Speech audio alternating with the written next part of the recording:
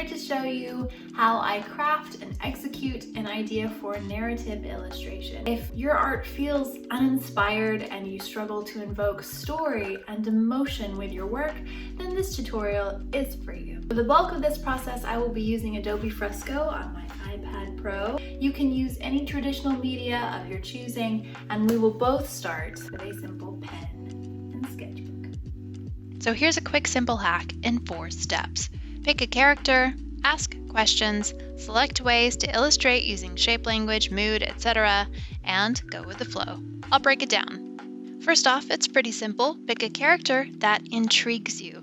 For this illustration, I chose the Jabberwocky from the poem in Lewis Carroll's book, Alice in Wonderland. Next, ask yourself questions. Why that character intrigues you and how whatever that is could be presented in a new or a different way. I've always found the Jabberwocky fascinating because we never hear of its evil deeds other than having jaws that bite and claws that catch. So why would it need to be killed?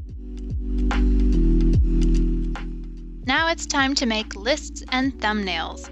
Make a list of the mood, elements, and narrative moments of the illustration you want to create. Mood is determined by the driving concept. Elements are the manifestation of mood. Narrative moments are the moments before, during, and after defining or pivotal action that happens in the story. So decide which moments you want to capture, decide the mood, what elements you want to include, and write them all down.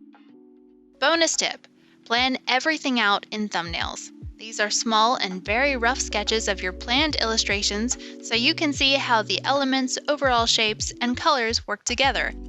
For your illustration to visually work, it needs to be easily readable at a small size.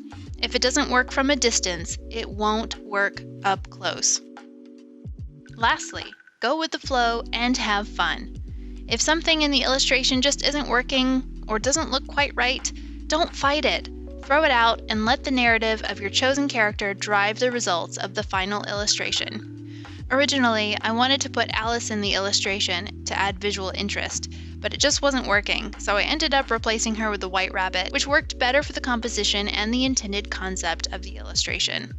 And there you have it. This is the final piece, and those were my tips for creating narrative illustrations. Thanks for watching. I hope it was helpful. I'm Sara Willia. Happy illustrating.